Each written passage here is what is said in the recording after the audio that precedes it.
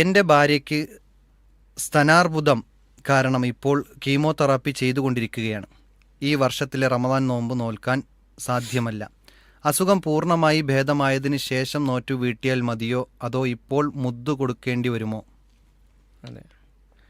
ബിസ്മില്ലാ അൽഹംദുലില്ലാ വസ്സലാത്തു വസ്സലാമു അലാ റസൂലില്ലാ വഅലാ ആലിഹി വസഹ്ബിഹി വമൻ തബിഅഹും ബി ഇഹ്സാനിൻ ഇലാ യൗമിദ്ദീൻ അമ്മാ ബഅദ്. സഹോദരിക്ക് വളരെ പെട്ടെന്ന് അസുഖം ഭേദമാകട്ടെ എന്ന് നമുക്ക് ആത്മാർത്ഥമായി പ്രാർത്ഥിക്കാം. റബ്ബ് വേഗത്തിൽ ശിഫ നൽകുമാറാകട്ടെ. ആമീൻ. ഇവിടെ ഒരു മനുഷ്യനെ സംബന്ധിച്ചിടത്തോളം അവർ രോഗിയാണെങ്കിൽ, പ്രത്യേകിച്ച് നോമ്പെടുക്കാൻ പറ്റാത്ത രൂപത്തിലുള്ള രോഗിയാണെങ്കിൽ, അവിടെയാണല്ലോ നമ്മുടെ മസ്അലയുമായി ബന്ധപ്പെട്ടുള്ള ചർച്ചകൾ വരുന്നത്.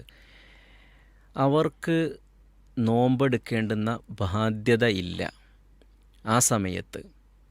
പിന്നീട് രോഗം മാറി നോമ്പെടുക്കാൻ പറ്റിയ ഒരു സമയം അവർക്ക് ലഭിച്ചാൽ മാത്രമാണ് അവർ നോമ്പെടുക്കേണ്ടത്. ഇപ്പോൾ സഹോദരിയുടെ വിഷയം തന്നെ എടുക്കുക. അവർക്ക് ഈ ഒരു സമയത്ത് നോമ്പെടുക്കാൻ സാധ്യമല്ല. മരുന്നുകളും അതേപോലെ തന്നെ കീമോയും ഒക്കെ ഉപയോഗിച്ചു കൊണ്ടിരിക്കുന്ന സമയത്ത് ശാരീരികമായി വലിയ തളർച്ചയും പ്രയാസവും ഒക്കെ അനുഭവപ്പെട്ടുകൊണ്ടിരിക്കുന്ന ഒരിതാണ്. സഹോദരിക്ക് വേഗത്തിൽ ശിഫ നൽകട്ടെ എന്ന് നമുക്ക് ആത്മാർത്ഥമായി പ്രാർത്ഥിക്കാം. ഈ സമയത്ത് അവർ നോമ്പ് നോൽക്കേണ്ടതില്ല. ഇതാണ് ഇസ്ലാമിൻ്റെ വിധി. ഈ നോമ്പ് പിന്നീടൊരു സമയത്ത് അവർക്ക് ആരോഗ്യം വീണ്ടും കിട്ടുന്ന സമയത്ത് അവർ നോറ്റ് വീട്ടുകയാണ് ചെയ്യേണ്ടുന്നത്.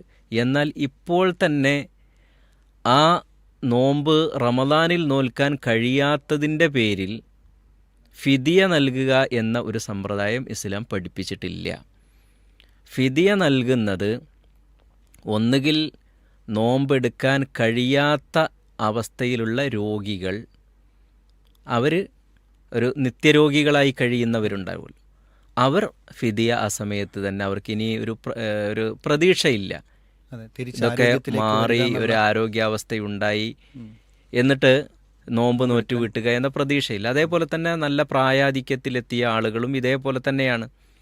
അവരെ സംബന്ധിച്ചിടത്തോളം അവർക്ക് അപ്പോൾ തന്നെ ഫിദിയ നൽകി പോകാവുന്നതാണ്. എന്നാൽ മാറുമെന്ന് പ്രതീക്ഷ നിലനിൽക്കുന്ന, മാറാൻ സാധ്യതയുള്ള രോഗങ്ങളെ സംബന്ധിച്ചിടത്തോളം അവർ മാറിയതിന് ശേഷമാണ് ആ നോമ്പ് നോറ്റ് വീട്ടേണ്ടത്. അതിനു മുമ്പായിട്ട് ഒന്നും നൽകേണ്ടതില്ല. അള്ളാഹു സുബ്ഹാനഹു വ തആല അവർക്ക് വിട്ടുവീഴ്ച ചെയ്തിരിക്കുകയാണ് എന്നാണ് നമുക്ക് മനസ്സിലാക്കാൻ പറ്റുന്നത്.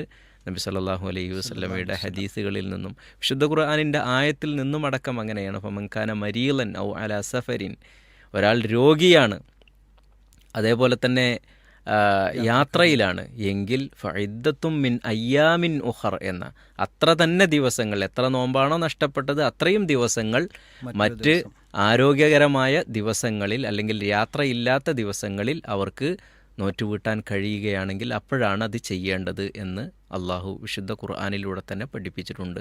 അതുകൊണ്ട് ഇപ്പോൾ സഹോദരിക്ക് ഒന്നും നൽകേണ്ടതില്ല എന്നതാണ് മനസ്സിലാക്കാൻ കഴിയുന്നത്. വല്ലാഹു അഅലം.